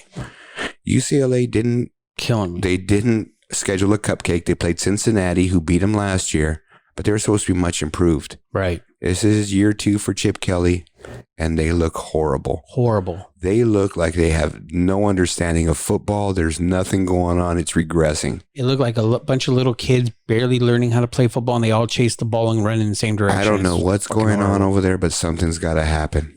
You know what I mean? The other program locally is USC, and they look like shit, and they lost their quarterback for the year. Yeah. JT Daniels. He tore his ACL in the first half. He's out for the year. They're fucked. That coach is gone. So I think we're going to have 2 new coaches in LA next year. I think Chip Kelly will probably survive this. I think he'll go one more. He might get one more year, but I he think has to he'll make get a one more. difference. Yeah. Now, the one story I'm going to talk to you about is a little bit further away from us, but University of Tennessee. Big SCE program. Huge program. Peyton Manning came out of there. Big name guys come out of there. Mm-hmm. The Vols. Huge program. The Volunteers went 2 wins last year. They had a new coach. Basically broke everything down. Said, you know what, man? You got to start winning this year. They tell the coach, no problem. I'm going to schedule Georgia State in my first game. Georgia State's like, fuck you, man. We go to the playoffs every year. We're not going to play you in Tennessee to get our ass kicked. Game 1. Game 1. You know, we play in the, what is it, FBS or FCS? What is that? No, they're FCS. They're which FCS. Is, yeah, and the FBS is the bowl series, Right. guys. It used to be like Division 1A, then Division 1 or whatever it was. Yeah, it was kinda It's weird. all fucking weird Yeah. now, but it's a lower school. Right. And basically the way Tennessee got them to play them was, we're going to give you $950,000 to your athletic program. Right. And that's how they do it. Dude. Yeah. And in some of these small schools, that one game That's funds huge. their whole Their athletic whole department athletic for the year. department. Yeah. $1 million. huge. That's a big budget. It is. So they took the game. They beat Tennessee outright. This happened a few years ago in Michigan when Appy State beat them. I remember that. But you don't schedule Appy State. Appy State went to the championship like 4 years in a row, you dumbasses. Yeah. And you still had to pay them $1 million to come in there and beat your ass. Exactly. Same thing happened Thank here. you, sir. May I have paid him another? $1 million to come in there and beat your ass. You're going to tell me that fucking alumni and those fucking boosters don't want to kill that fucking coach right now? Oh, fuck yeah. He's already done. No, he's done. Yeah, Dead man he's walking. Dead man walking, bro. That's exactly the Big term I was time. going to use. No matter what he does now, he's out. Yeah. So He I'm could just win saying, out. He could win out, and he's done. Probably. And unless he goes to a big time bowl, but he's not. He can't beat these guys. There's no way. There's no way he can. And that's sort of what gets me. This guy was a big time coach too. Chip Kelly's a big time coach. They paid the guy at USC, even though he's not a big time coach. They pay him big money, and these guys can't produce. They got to know what they're getting, man. You know, it's what you talk about all the time, especially when we talk about fantasy football, right? It's name chasing. These guys are name chasing. They're going after the retread big name that they know. Well, I think USC stayed away from that. They didn't want that, and they were trying to get the big name coordinator. Well, they tried to get a big name head coach. I thought they kept this fucking fool. They interviewed a whole bunch of guys, but they kept this guy. Yeah, well, he's done. He's done too, man. He's done, man. So you know what? Fuck all that. Fuck the NCAA. I do like watching Saturday football though now. Hey, and I would just next episode we'll talk a little bit about the XFL. No, we're not. Actually, it's going to be better this year. Dr. X, don't put him in. Don't allow him. They have a lot of ex-NFL guys running the organizations now. Yeah. It's not like Vince McMahon shit anymore. It sounds actually more like they're copying the AAF model. They probably are. Yeah, because they knew that's the way to get the traction. They have to be involved with the NFL somehow. They have to. There's no way to survive if you're not. So they're getting away with the gimmicky "he hate me" type names and all that bullshit. Right. I mean, they may have something squirrely with a little bit of different rules, like maybe no kickoffs or something, start at the 20-yard line or something like that. Right. But which they're is not going to do nothing what hokey. the NFL is going to go to anyway. I don't think it's going to be like that entertainment. I think they're going to make rules like he's going to promote more scoring and more things now, because even like the LA team, it has, I forget who the coach is, but he's an ex-Super Bowl coach. He was on a staff with all of them. The offensive coordinator's Norm Chow. Oh, really? Yeah, no, it's big name guys, dude. Fucking Norm Chow, really? They're pulling these guys out of retirement and stuff to come to the XFL, but Wow. they're respectable guys. They're not doing it like they did last time. Right. They're really doing it right. They weren't now. high school coaches this Correct. time. Yeah. They're going to be playing in February. They already had their combine. Or no, they're going to have their combine, and they're going to invite athletes from 10 or 12 different countries. Are they going to have the same type of like concussion protocol and everything like the NFL? Oh yeah. Oh, it's same as the AAF. Any of these organized sports have to. You know what I mean? They have to. They can't do it the other way. There's just too much public outcry for that. Well, and there's a lot of money on the line too, and everything like that. There's, I mean, the from money, a PR standpoint, things like that. I mean, you know, the whole thing too is they want this thing to work, and player safety is going to be a big thing. You know what I mean? Yeah. That's really, that's the premise of it. So that's how they're going to see it. But they've said basically they've extended offers to basically anybody who's eligible to play, who either played in some kind of organized college football or something else, but they've invited over 10,000 people to their combine. And they're going, one of the guys they were talking to from the LA coach, he was flying to Thailand to see a couple kickers. So they're going all over the world. They're going global. Yeah. And that's what I they wonder want to do too. Okay, the one guy that would get me to watch is Kaepernick. If they could pull that off and they can get Kaepernick. But look what happened with the AAF. He just wants so much money that they're just not going to be able to do it. I don't know if it's all about the money though for him. It was 100%. Well, hold on. At the time, he was embroiled in a issue with the NFL. He sued the NFL. Now that's already past him. Okay, so that's already done. They settled out of court. We don't know what the settlement was, but maybe now he's looking to come back. Because did you see the video of him throwing route catches to Odell Beckham? Yeah. Again, I mean, he could still throw, he could still play, but he's still better than half of the dudes on rosters right now. No, I understand that, but this is going back to the AAF. When they contacted him, they wanted to give him an outlet so he could show that he could still play. He turned it around. Hey, if you want me to play, you got to pay me $10 million. They can't pay him $10 million. That league couldn't afford $10 million to anybody. Well, what about the XFL? They can, but at that point, is it really about him trying to get back in the NFL or just all about himself? And that lawsuit for the NFL, he didn't get hardly anything, I heard. Well, that we don't know that. It's all speculation. It's speculation because he didn't get a lot. Well, yeah, nobody truly knows. Nobody really knows. I mean, that's just to be fair, right? We don't know. Yeah, that's going to wrap up sports for his team, man. We got to get moving on, man. Real quick, Belly watch real fast. Belly, he's at 44 and Trout is at 45. How many games do they got left? 19 games left. You jinxed a motherfucker. If you don't get 50, I'm going to blame it on you. You've been calling 50 all year and I told you stop jinxing it. Shut up. I'm just saying. Shut up, bitch. All right. But I know that the magic number is 4 right now for the Dodgers to clinch. Right on. The people we love, because they keep us going. They give us money. So shut up about hearing their commercial. Hey, T, did you hear about new Hopsy beer? It's a Keurig for beers. I did, King. Hopsy partners with a long list of breweries, and they ship mini kegs to your home or your office, and they bring fresh beer to the comfort of your own home. Go to hopsy.beer/II for great deals. This package includes a sub-home draft machine, 2 Hopsy glasses, 2 mini kegs, and a free membership in their monthly beer club. For a great low price, you got to check out that price, T. HOPSY. Hopsy. It's time for some entertainment. Because apparently everything you've heard up to this point has not been entertaining. All right, man. So, yeah, get into our entertainment spot, man. We usually talk about movies, talk about subjects, T, talk about actors, talk about things like this. We're going to talk about a character this time. Ooh. Right? So, I like Superman, bro. Superman was the shit. Oh. You know, Superman came out, started out as a comic. Oh, yeah. Then he hit a TV show, made an appearance on I Love Lucy. He was like the comic. He was the guy. Yeah. He was the show, and then that's what started the Batman show and all that other shit. Right. Yeah. You know what I mean? So, and then even the movies. The first Superman movie with Christopher Reeve was just awesome when it came out. It sucks now compared to all this CG stuff, but when it came out in the theaters, that movie was awesome. Yeah. All the Supermans were. So I really am a big Superman fan. Yeah, I mean, they What had about all you, the man? great guys. I love them. I love the Superman movies. You know, come on, who wouldn't like it? I mean, look at who Lex Luthor was. Gene Hackman. Exactly. Who was in the second one? He's dead now. Comedian, one of the greatest, probably the greatest comedian that ever lived, Richard Pryor. No, absolutely. You know what I mean?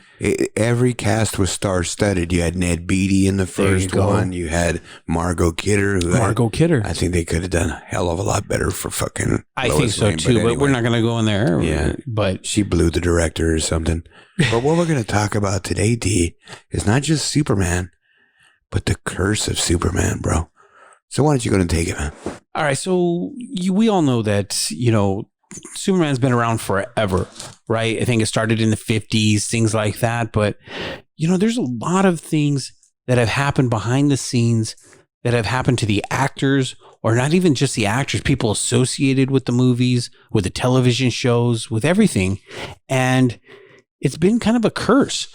You know, so we got this situation where, you know how they talk about the 6 degrees of separation, things like that. Well, this is the Superman curse. And this curse goes that everybody that's been attached or affiliated with the Superman movies, television show, or even some of the cartoons, somehow, some way have had a lot of negative shit happen to them in their lives.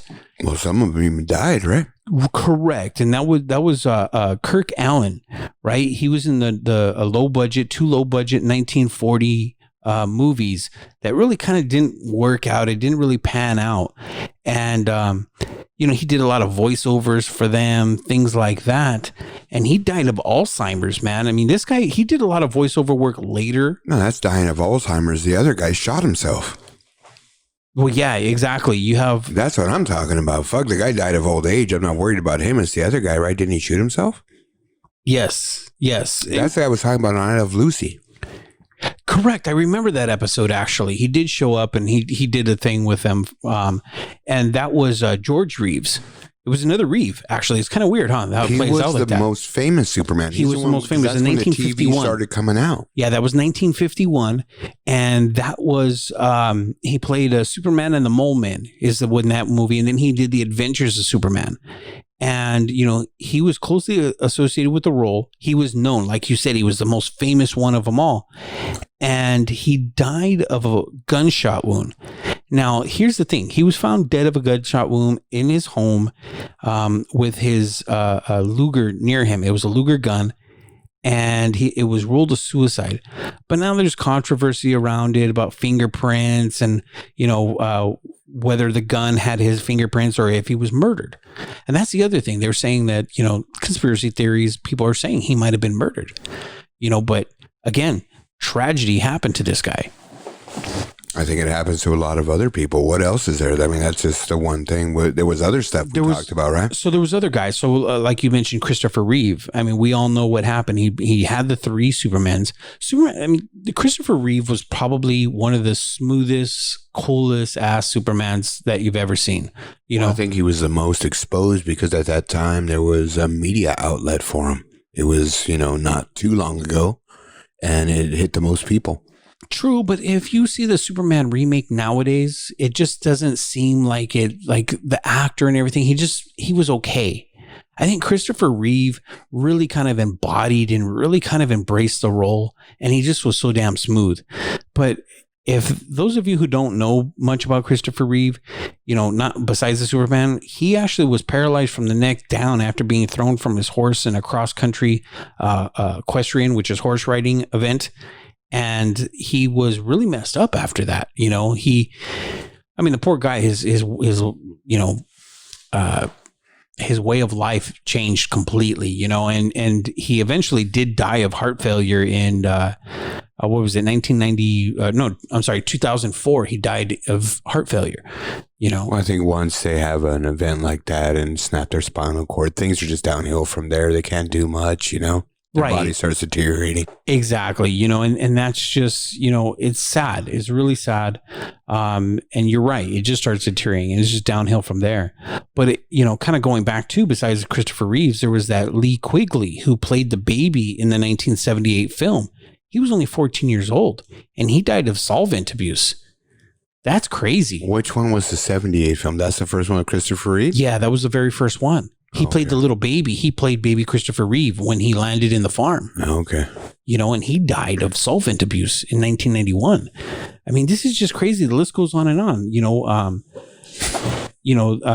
Marlon Brando, his son, what happened with Brando. And it's not directly related, but he was in the movies, because he played Superman's dad, if you remember that. In the movies. Right. Yeah. He was Kal-El's dad. Exactly. So the thing is, whatever the guy's name was, but his son killed himself. I don't know if you remember that, or, and he also killed, his son killed his daughter's boyfriend in 1990. He went to prison for 5 years.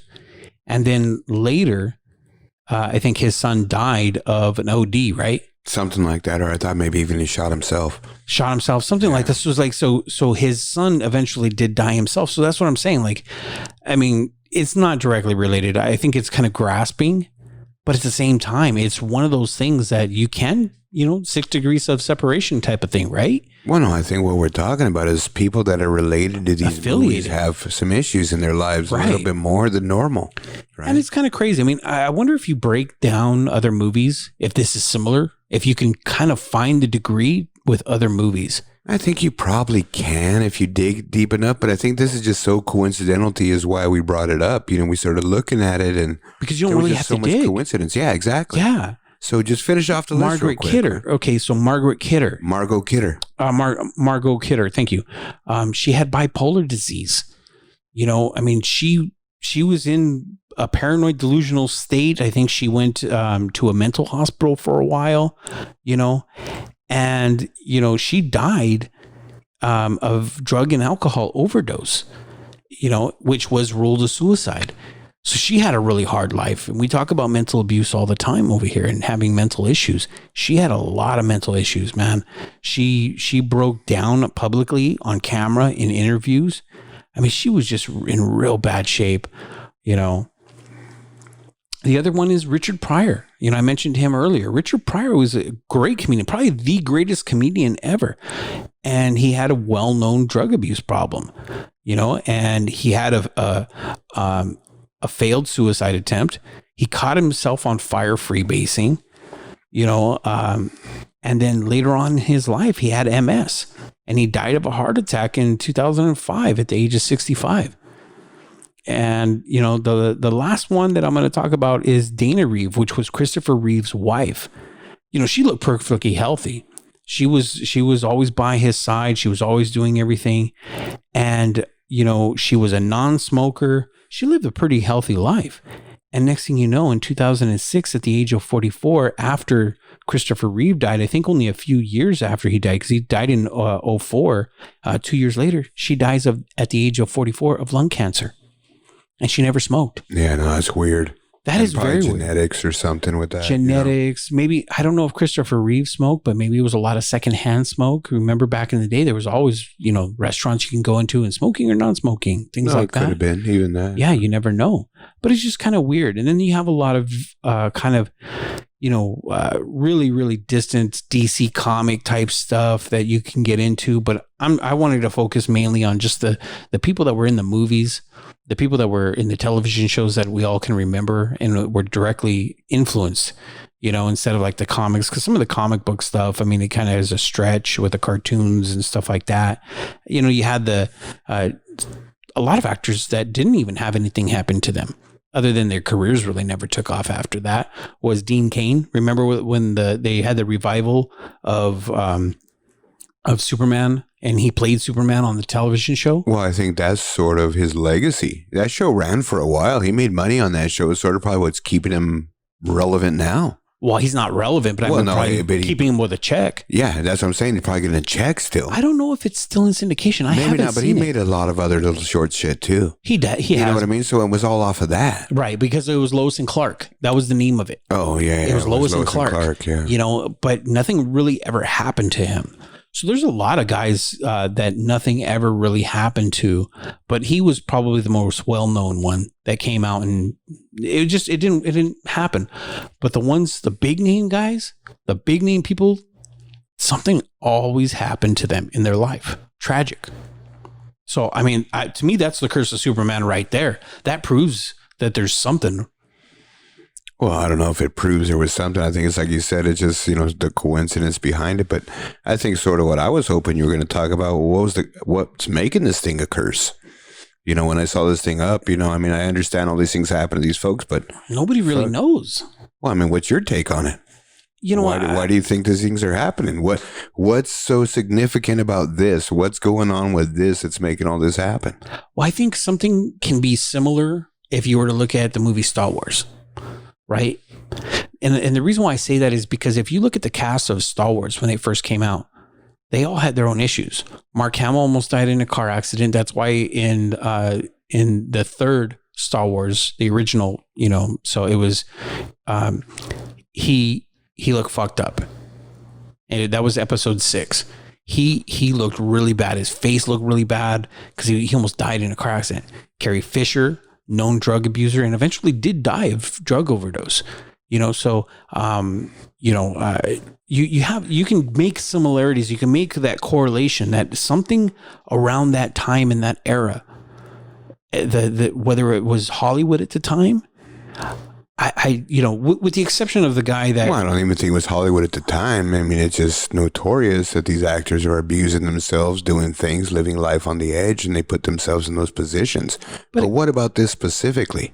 I'm talking about Superman. Right. Not about Star Wars. Well, no, Superman. But I'm saying there's correlations between them. And that's what I'm saying. Like, there's no real... that I can think of or that I've read that you can actually put it, it's just a series of misfortunes that have happened to these actors.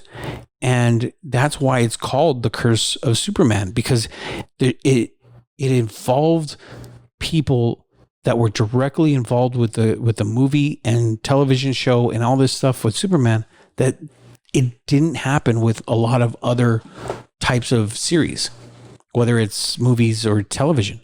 It's just really, really unique to this. And that's why they're saying that the curse just refers to that. But what else are you going to call it? Well, I think even more than that, there was a lot of failed attempts at things they tried to do and things didn't take off right. Didn't they have a movie with Nick Cage? They had a Superman movie all pegged out, and with Tim Burton was the director. Yeah, and I thought we'd touch on that a little bit because I started thinking that might be part of the curse. That thing could even take off. They couldn't even get somebody to make a good one. Yeah, you know what I mean, right? That could. I'm glad you brought up that point because you're absolutely right. That could be part of the curse. But I mean, how many movies actually get kind of shelved that don't even make it? Not too many. Not big name movies like that with big name actors and stuff. Well, That was a big time movie, T. We looked at all that stuff. So that was a little bit strange what happened there, too. And I think that. I think it was more of Tim Burton just kind of fucked it up. Well, I think that's, to me, I think that's part of that curse thing. And I love Tim Burton movies, but I think he tried to make Superman into one of his weird characters. And that's what kind of screwed everything up, you know. But it could go to that curse. I think you're right. I mean, you can attribute it to that. Absolutely. I wouldn't say no, but it's just one of those things. It's just odd that this movie in particular, or Superman, this character, has so many things surrounding it that is just kind of weird. And that's why they had so many problems casting it in the modern day era. There's a lot of actors that know about the Curse of Superman that were big time actors that they were trying to get when they were trying to do the reboot and saying, hey, you know, would you like to play Superman? And they all said no. A lot of guys turned that shit down. Because of all these issues that these people have had? Because of the Curse of Superman. Yeah. They all know it and they all said no. And a lot, and that's attributed to this as well. Yeah. You know, because they know their Hollywood history. Yeah. A lot of these actors know their Hollywood history and they don't want to do it. So it's just kind of weird, you know. It's just one of those things. I don't know, King. I mean, what do you think? I mean, no, you know, like I said, I really didn't know much about it before we started talking about it. I felt it was more of a spin on not specifically what was wrong with everybody, but just that there was so many people that had these issues. And why really hasn't there been a good sequel out there after 1978 or those movies? Because nobody wants to do it. And that's, I think, the bigger curse of Superman than actually all these little things that happen to these people, is that this image, this person, he's a piggyback now in the Justice League and all this shit. He can't be a standalone guy. Well, think about this. Your point? Think about this. They've had 2 or 3 movies that are about the Joker, who is a sidecar to Batman. They have another one coming out with Joaquin Phoenix. Oh, I gotta see that. That looks and they good. Can't make a fucking Superman movie? So I think you have a great point, right? I mean, to me, that's a fucking big curse. That's the curse I'm talking about. Well, that's the modern day curse. That's what the curse has led to because of all this. No, that's the last 35 years, because 78 was the last movie and 80, 82, maybe the sequels. After that, there hasn't been one. The last 19 years, because it, like, you know, they tried to, in the 2000s, they were trying to do that with, no, I know they Dean tried, Cain but like what that. I'm saying is they can't make anything. Well, okay. And that's my point, is that's the bigger curse. Something happened there, because this thing's dying. Superman's dying. They can't put him out there. No, they can't. Even in the comics, they struggle. He's a sidecar in the Justice League now.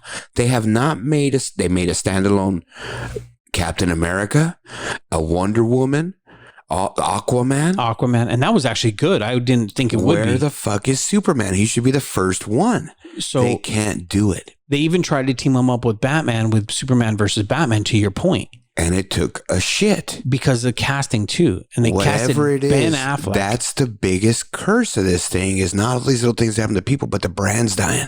The brand Superman's is dying. Big. Yeah. It's the Superman death issue. We talked about that. So to me, I think that's the bigger effect of the curse of this shit. What's going on with this thing? And yeah, now you're at a point now where there's so much discussion about it in the industry. People are fucking, I'm not even going to fucking touch it. No, because it's death to them. Death for their career. Death to their career is death to something else. Right. So they don't even want to touch it. That's the curse I thought you were going to talk about. Well, there's that too. Yeah. You know, but I wanted to give like the background of where this whole curse kind of came from and what has plagued the people that were attached to it. So you make a great point. I think it's like you said about Star Wars, where you dig into so many different things because these people were just out there.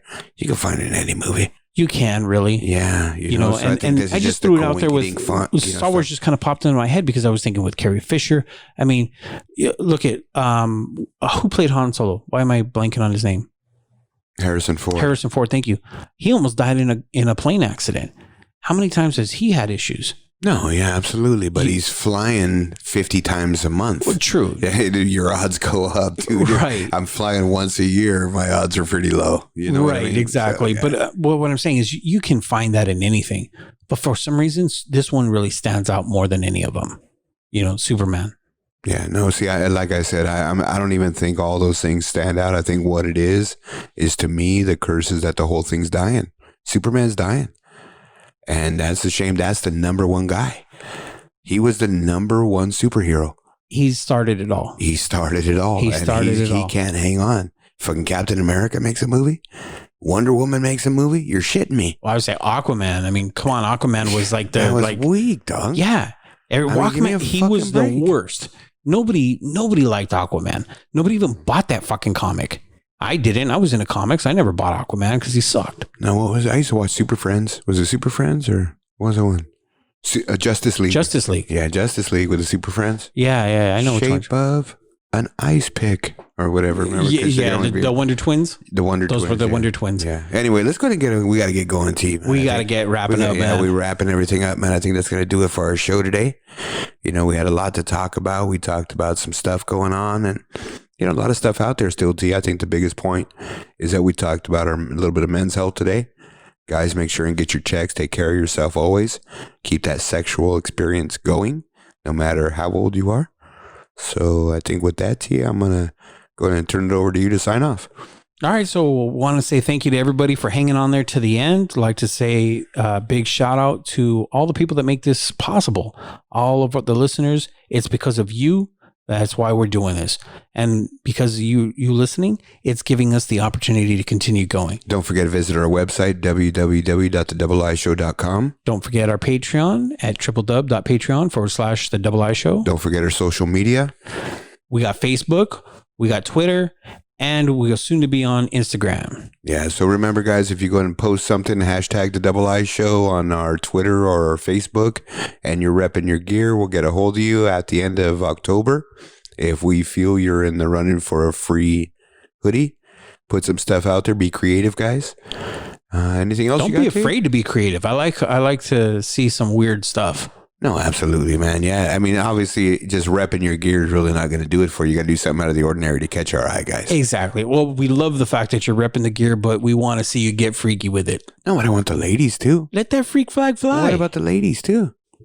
Okay. Oh, how about any lady posts a picture, she gets a free hoodie? No, that's not fair. That's sexist. Come on. Sexist? Yeah, because the guys can't do that. You just told them if you just wear it, we're not gonna, you're not gonna catch our attention.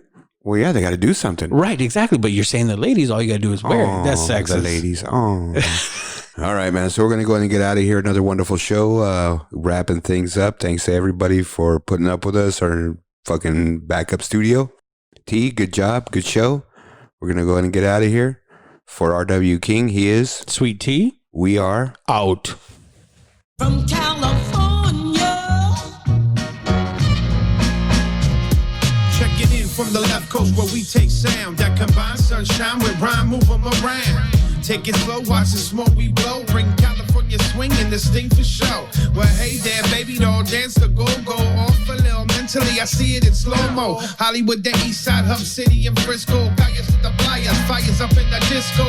Whoa, whoa, oh, now here we go. Mira, delincuentes, bum rush the show. Aquí in Cali, where trees so sweet, and these habits feeling Ari on this work beating on summer nights. We use our feet, keeping in mind the danger walking on these LA streets.